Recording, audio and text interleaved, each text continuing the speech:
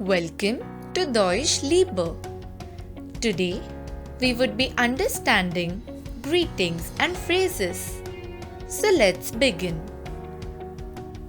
Hello. It is an informal way of saying hello or hi to your friends. Mach's gut, do well or farewell. Bitte. Bitte is used when you ask for something politely. For example, can you pass me the bottle bitte? Bitte schön or bitte. This term is also used to say you're welcome or here you go. Herzlichen Willkommen. Welcome.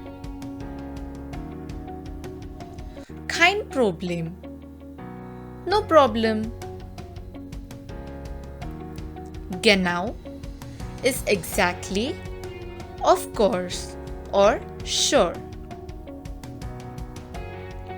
Auf Wiedersehen or only Wiedersehen.